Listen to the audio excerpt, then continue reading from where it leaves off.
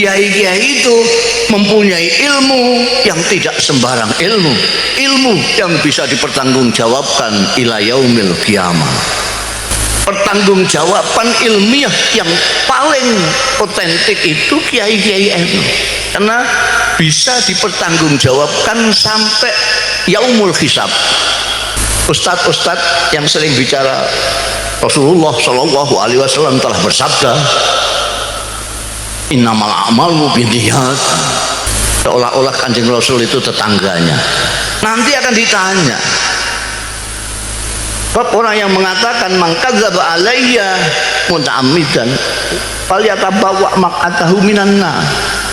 Orang mengatakan ini dawuhnya Nabi tapi bukan, tidak jelas dari mana, falyatabawwa maq'adahu minan nar. Kalau kiai-kiai NU mengatakan innamal a'malu binniyat, dawuhnya Kanjeng Nabi, dia bisa mempertanggungjawabkan, saya dengar ini dari kiai saya. Terus ada mode baru, Islam yang pertentangan. Nah itu dari mana? Ya dari luar negeri. Negeri kalau bangsa yang saya ceritakan pertama tadi dari barat. Kalau yang saya ceritakan belakangan yang tentang keberagaman ini dari Timur Tengah. Timur Tengah kan gagah-gagah, galak-galak itu.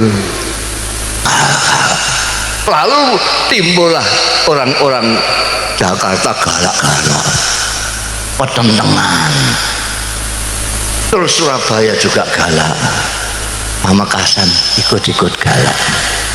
Nah ini kalau orang-orang NU ketularan itu ya lucu.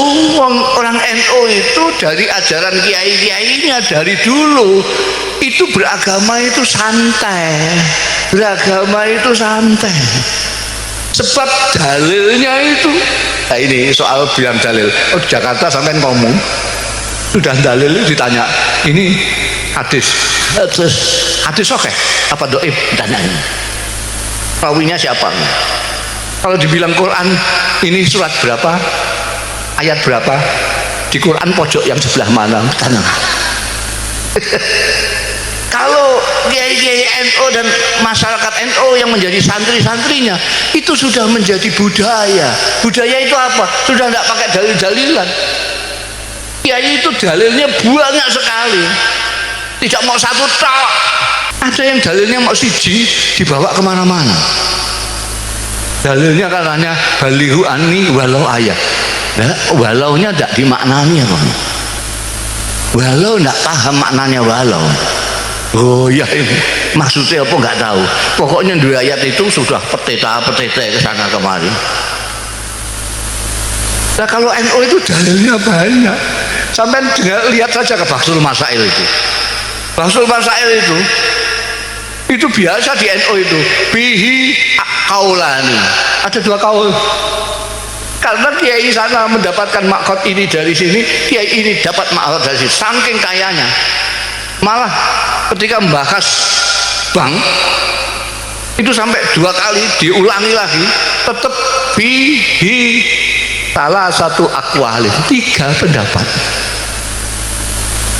Jadi wong NU kena banget itu, wong ada tiga kok aku malah kiai sing ngalal no. Aku ikut kiai yang mengharamkan karena saya hati-hati. Enak sekali, santai. Sebab kiai NU punya dalil, tahu ada dawuh Gusti Allah wa ma ja'alallah fiddini min haraj. Tuhan tidak tahu bahwa innad dina yusrun, dawuh Kanjeng Nabi. Mau dengar siapa sampean kalau tidak mau dengar Kanjeng Nabi? Kalau soal agama mau dengar siapa? Ini hadis sahih. Kalau tanya ini hadis sahih apa enggak? Mentari di Bukhari ada, di Muslim ada, di mana-mana ada. Sumbernya dari Siti Aisyah. Bukan ad-dinu yusrun. Dawuhnya Kanjeng Nabi bukan ad-dinu yusrun, tapi innad dina yusrun. Kalau tidak ngaji nggak tahu bedanya ad-dinu yusrun dengan innad dina yusrun. Innad dina yusrun, sungguh agama itu mudah. Kenapa kok orang-orang di sana pada kesulitan? karena dawuhnya Kanjeng Nabi seterusnya, walai yusaddaddin illa ghalaba. Agama ini sungguh mudah, tapi kalau kamu mau memberat-beratkan agama, kamu sendiri yang kewalahan. La yusaddaddin illa ghalaba. Capek kamu beragama pertentangan. Oh, itu kan hadis. Ya sudah hadis, oke itu masih tanya. Itu kan hadis. Emangnya firman Allah ada? Ada. Allah berfirman tidak hanya yuridullahu bikumul yusra titik, tidak. Tapi diteruskan wala yuridu bikumul usra. Ngerti nggak ilmu Quran kan? Tidak hanya yuridu bikumul yusra, yuridullahu bikumul yusra titik, tidak. Terus yuridullahu bikumul yusra wala yuridu bikumul usra. Apa maknanya ini? Nggak tahu, ngaji. Nggak mau ngaji, maunya pidato aja.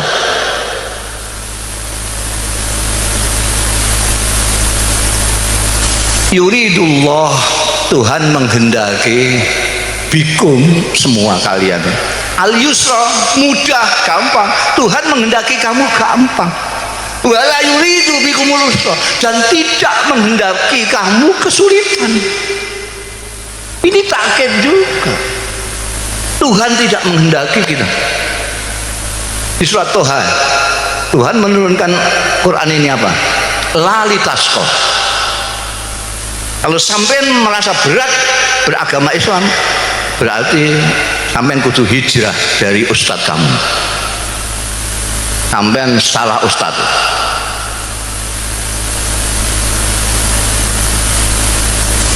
Kiai enak sekali. Beragama itu senang, bukan beban. Kenapa? Karena kita mencintai Allah. Tidak hanya takut Allah.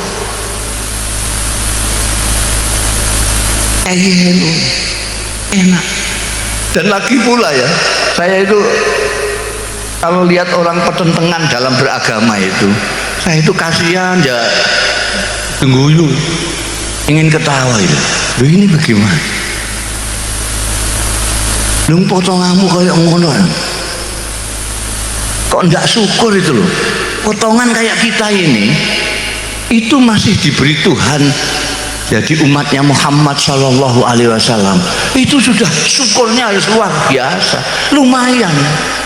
Coba orang kayak kita gini nih, kok ditakdirkan Tuhan hidup zaman Kanjeng Nabi, kira-kira melok Kanjeng Nabi apa? Ikut Abu Jahal, potongan gini-gini. Potongan mukanya sangarnya begitu, kalau lihat orang kudu gitu. Zaman Kanjeng Nabi, saya itu pernah ngelamun, itu saya bantah sendiri lamunan saya. Saya pernah ngelamun, ya Allah, kalau saya itu ditakdirkan zaman Rasulullah itu enak sekali, saya tidak usah hafal Quran. Ngapain ngapalkan Quran? Wong ada Quran berjalan.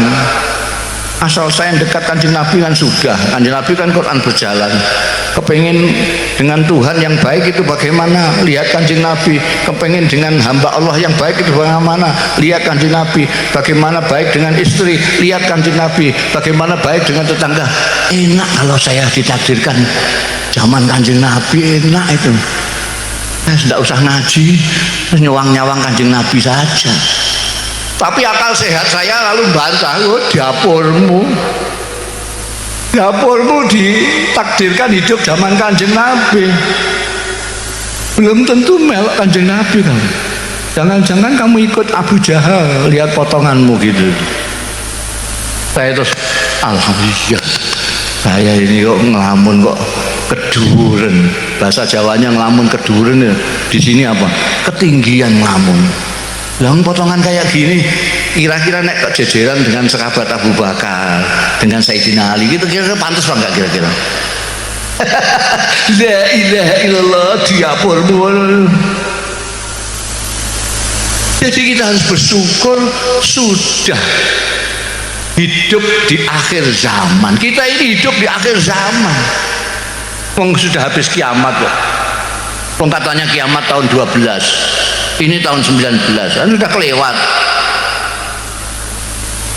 Jadi kita itu makhluk yang paling akhir, masih dipilih oleh Allah. Hidayatullah, hidayahnya Allah yang hakiki itu adalah hak prerogatifnya Gusti Allah.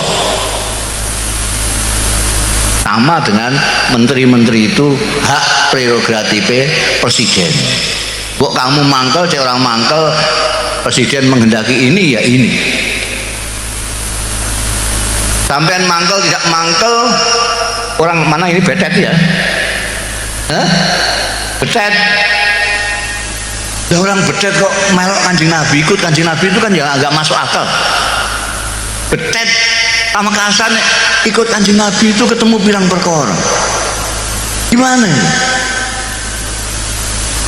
Wong familia tidak, tetangga tidak.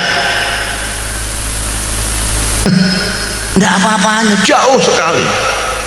Sini Mekah itu 7 samudera. Di sini ke Madinah itu masih lewat Surabaya. Baru terbang 9 jam pakai pesawat jet. Sampeyan kok ikut Kanjeng Nabi itu asal usulnya gimana? Padahal ada orang yang dekat sekali, tidak ada orang yang lebih dekat daripada dia. Namanya Abdul Uzza. Orang ini dekat dengan Kanjeng Nabi luar biasa. Karena pertama dia saudaranya Sayyidina Abdullah. Sayyidina Abdullah itu ayahnya Kanjeng Nabi Muhammad sallallahu alaihi wasallam. Dia saudara kandungnya Sayyidina Abdullah, berarti pamannya Kanjeng Nabi persis. Rumahnya tetangga pet dengan Kanjeng Nabi Muhammad sallallahu alaihi wasallam. Sini Kanjeng Nabi, di situ rumahnya. Tidak hanya itu saja, orang ini Abdul Uzza besanan dengan Kanjeng Nabi Muhammad sallallahu alaihi wasallam, anak 2. Dia punya anak laki-laki 2, Utbah dan Utaibah, dikawinkan putrinya Kanjeng Nabi 2, Sayyidatina Ruqayyah dan Sayyidatina Ummi Kulsum. Ada orang yang lebih dekat dari dia. Paman, tetangga pet, besanan, anak 2, tidak hanya 1. Itu ketika diajak Kanjeng Nabi untuk menyembah Allah Subhanahu wa ta'ala, bukan hanya tidak mau, tapi mencaci maki Kanjeng Nabi. Dia mengatakan kepada Kanjeng Nabi waktu itu, tabban laka ya Muhammad, alihadza jama'tan. Kurang ajar kamu Muhammad, orang tua-tua kamu kumpulkan, kamu ngomong gitu itu. Masa Tuhan enak-enak banyak kok kamu jadikan 1 tok. Dia marah-marah karena dia punya Tuhan ada 200 berapa gitu. Abdul Uzza yang begitu dekat Kanjeng Nabi diajak tidak mau, bukan hanya tidak mau tapi mencaci Kanjeng Nabi. Sampean ikut Kanjeng Nabi Muhammad sallallahu alaihi wasallam. Makanya kiai-kiai mengatakan nikmat yang paling besar adalah Islam, wal iman wal Islam. Karena itu hak prerogatif Gusti Allah. Abu Lahab, Abdul Uzza itu julukannya Abdul Wahab karena dia marah terus. Sebenarnya merah terus, mukanya terbakar. Makanya disebut Abu Lahab. Begitu turun ayat tabat yada Abu Lahab, anaknya 2 laki-laki Utbah dan Utaibah dipanggil, ceraikan istri-istri kalian, kalau tidak kamu tidak aku akui anakku. Gimana ada orang begitu dekat dengan Rasulullah, begitu kerasnya menentang Rasulullah. Ada orang yang jauhnya seperti kita ini tiba-tiba ikut ke Rasulullah. Itu hak prerogatifnya Gusti. Tidak bisa Abu Lahab terus bilang, kok saya yang dekat kok enggak dihidayai Gusti. Gusti Allah itu bahasa Jakartanya maha semau gue. Kaunuhu muridan, maha berkehendak. Ini yang kita harus syukur. Kita harus bersyukur dipilih Allah dari sekian miliar manusia untuk ikut Kanjeng Nabi Muhammad sallallahu alaihi wasallam. Dan kita harus bersyukur lagi bahwa Kanjeng Nabi Muhammad Shallallahu Alaihi Wasallam, meskipun jarak kita dengan beliau 15 abad, ajaran-ajarannya masih dibawa terus dari sahabat ke tabiin, dari tabiin ke tabiin tabiin, dari tabiin tabiin kepada ulama-ulama sampai ke kiai-kiai yang terus memegang mata rantai ajaran Rasulullah kepada kita. Ada Tuhan. Dan saya sudah keliling, saya sudah ke Amerika, ke Eropa, ke Timur Tengah, ke Jepang, ke Taiwan, ke Korea. Tidak ada yang otentik Islamnya seperti Nahdlatul Ulama.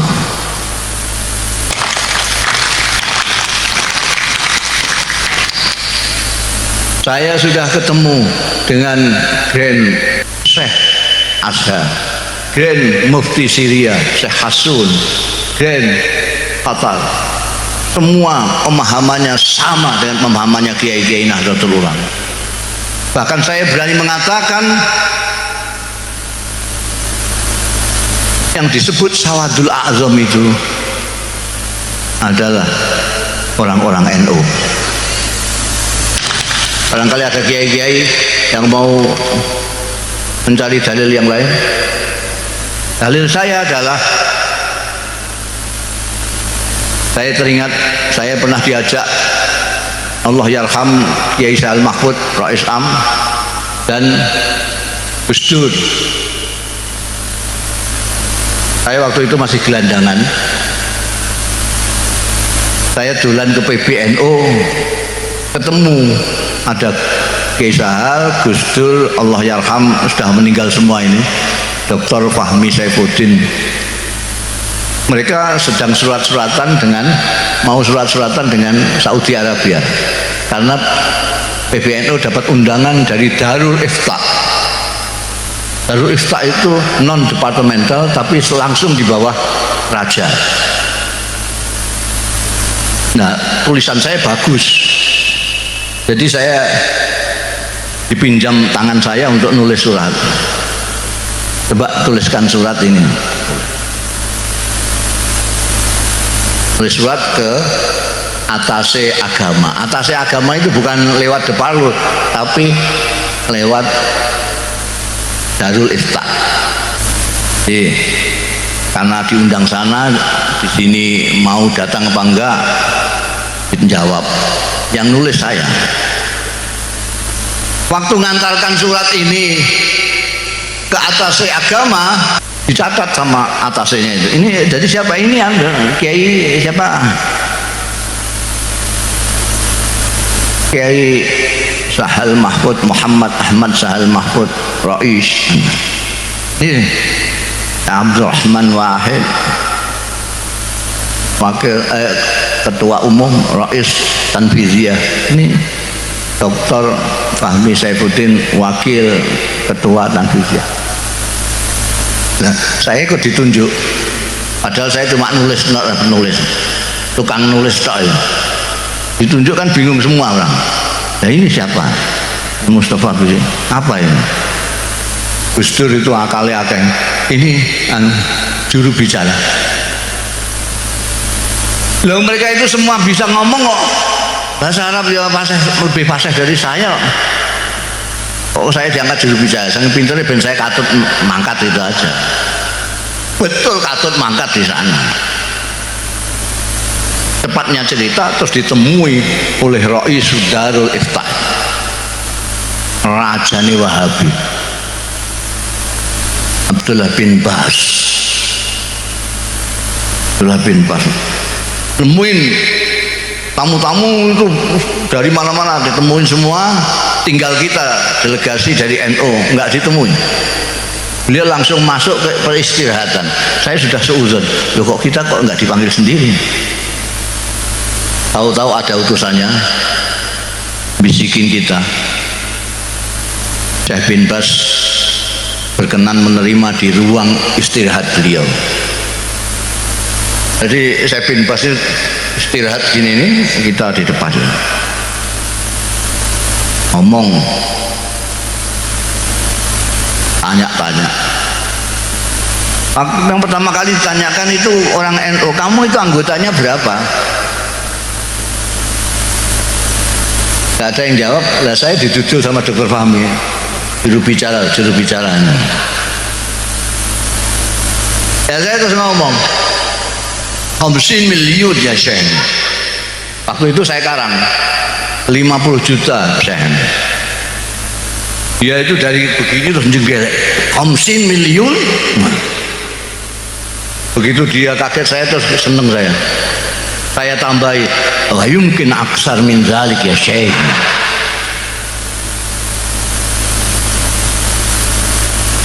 Nah itu bayangkan aja, penduduk Saudi Arabia pada waktu itu baru 20 juta. Ini kok ada organisasi kok 50 juta, kan 2 kali lipat penduduk Saudi lebih.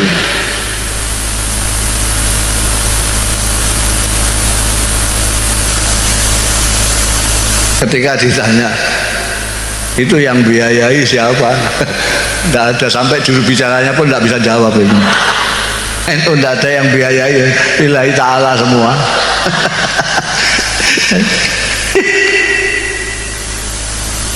Ternyata menurut survei terakhir NU sekarang ini 80 juta.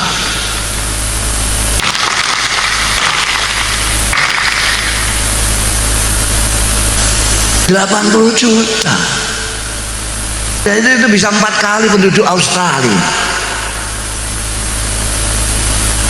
Jadi Islam yang paling banyak, yang mayoritas di dunia ini adalah NU.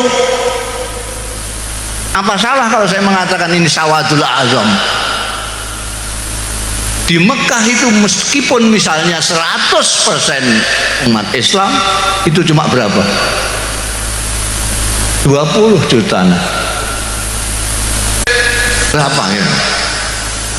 Sekitar 25 juta. Ini tidak apa-apanya. Mereka dikumpulkan jadi satu, mesti banyakkan orang NU. Sawadul Azam. Makanya kalau ada yang kecewa ya bisa dimaklumi lah. Kok kelihatannya kok gak begitu mewakili gitu loh. Kok menteri agamanya kok bukan orang NU gitu. Itu kan orang-orang gerundel kan gitu. Tapi itu perkara cilik itu. Kalau bahasanya kiai-kiai NU samanan kolila. Samanan kolila itu mansus itu. Boleh. Samanan kolila itu mansus. Kalau samanan kasiron itu baru abum mansus. Lah sak gede-gede ini pangkat itu ya kolila. Karena itu Nahdlatul Ulama dengan khitohnya itu yang dikhidmai adalah Indonesia.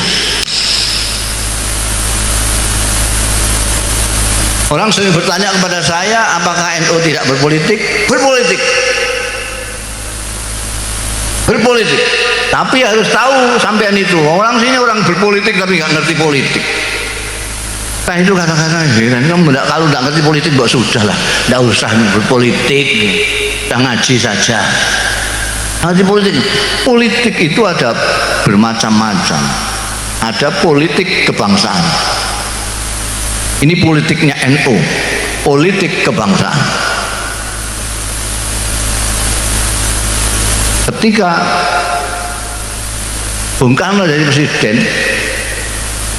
ulama-ulama Nahdlatul Ulama, kiai-kiai Nahdlatul Ulama mengangkatnya menjadi waliul amri daruri bisyauqah.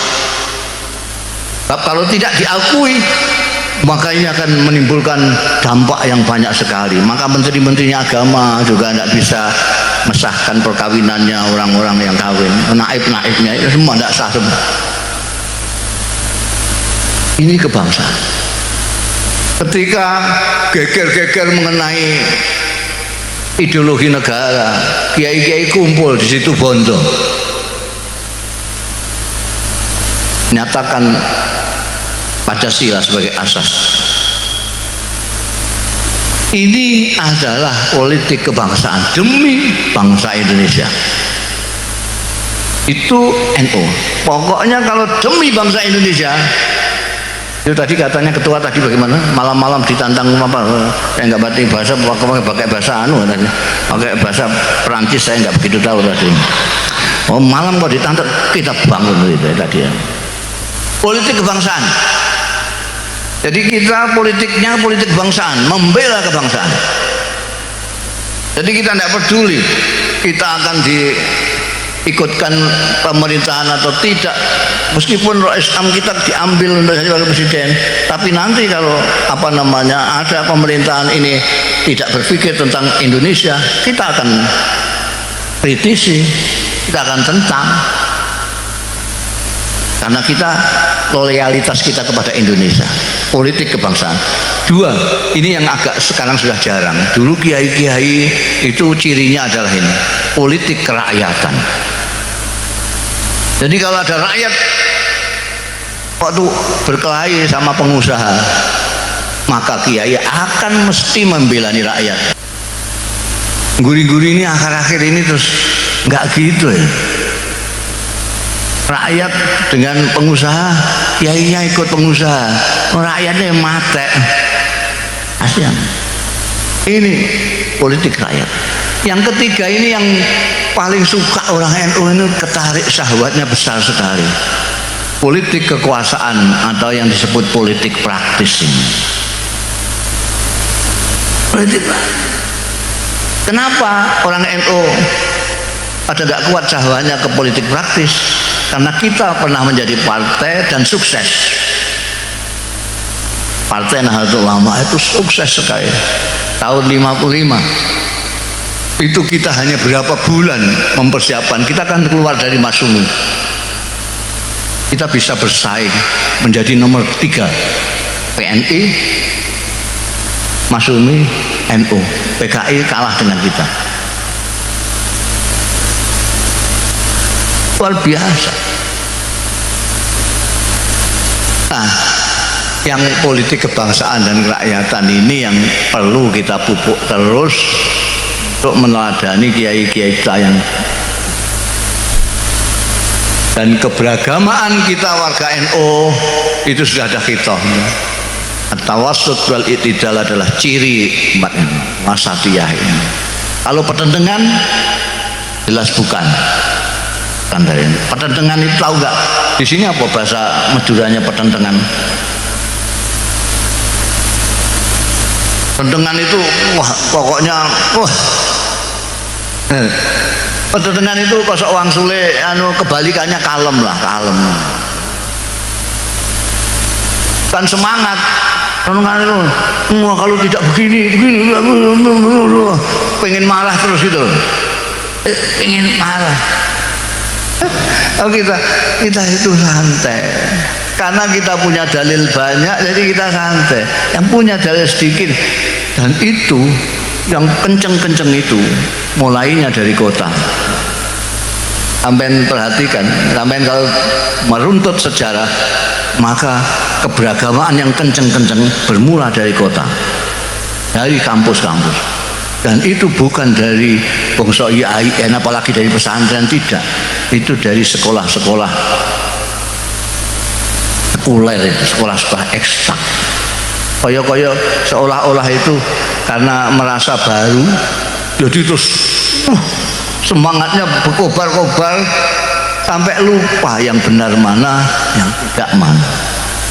Malah ada yang gayanya itu kita harus kembali ke Quran dan hadis.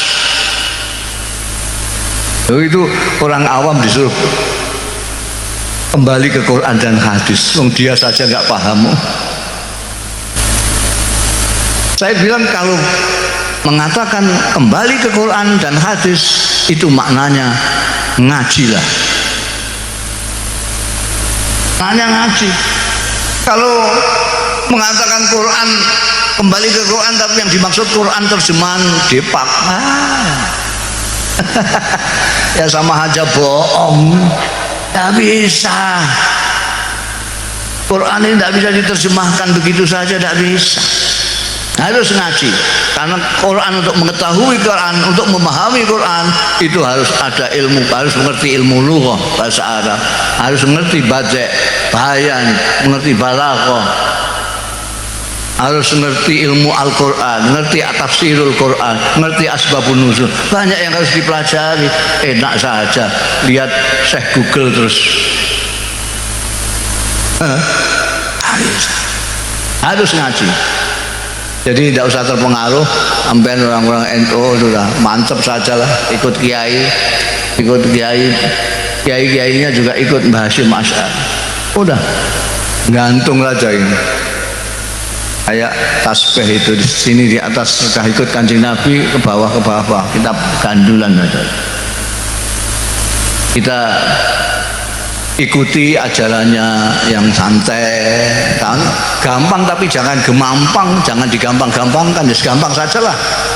Tidak usah disulit-sulit. Kita tidak perlu pertentangan. Kalau ada orang yang ajak kelahi, ya sudahlah sana. Kamu cari musuh yang lain saja. Saya lagi sedang tidak enak badan ini, jangan diajak berkelahi. Saya sedang memikirkan Gusti Allah ini. Saya tidak sempat memikirkan yang lain, saya hanya memikirkan Gusti Allah. Orang itu kalau Gusti Allah nggak dipikir, itu ya akhirnya lupa. Kita itu kan ke Gusti Allah itu melewati banyak. Ada organisasi masyarakatan, organisasi politik, masih ada Islam. Itu baru ke Gusti Allah. Kalau kau sini sudah pertentangan, nggak sampai sini, apalagi sampai sini. Paham atau enggak terserah sampai. Nah itu wah, sudah 1:30. Cepat sekali nih. Ya, jadi kesimpulannya yang saya omongkan, marilah kita bersyukur dipilih Allah menjadi umatnya Nabi Muhammad SAW. Kita bersyukur dijadikan orang Indonesia. Kita bersyukur dijadikan orang Nahdlatul Ulama, orang NU. Itu ada orang yang paham betul bahwa NU itu benar, itu belum tentu masuk NU. Kenapa? Dia tidak dapat, itu hak prerogatif Gusti Allah. Ada orang yang tahu Islam itu benar, Islam itu betul. Saya punya kawan banyak sekali yang non Muslim. Kalau dia ngomong itu, saya itu tahu persis bahwa ini yang benar Anda. Nah kenapa kamu nggak ikut aku? Ya bagaimana? Mungkin. Jadi itu memang ada sesuatu yang hak prerogatif Gusti Allah.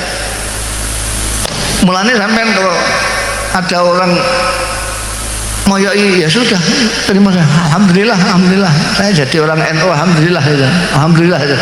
Wah NU kok mbok ikuti itu gimana? Itu banyak khurafatnya, banyak bid'ahnya. Biar aja, saya suka, alhamdulillah. Alhamdulillah. Aku ma'malukum wala na'malu. Nanti kita lihat di akhirat siapa yang lebih banyak surga. Demikian kurang lebihnya saya mohon maaf, khususnya kepada para kiai. Wallahu yuwaffiquna ila ma fi khairul Islam wal muslimin, khairu Indonesia wa Indonesiin, wa khairu nahdlatil ulama wan nahdin. Astaghfirullahal azim li wa lakum. Wallahul muwaffiq ila aqwamit thoriq. Wassalamualaikum warahmatullahi wabarakatuh.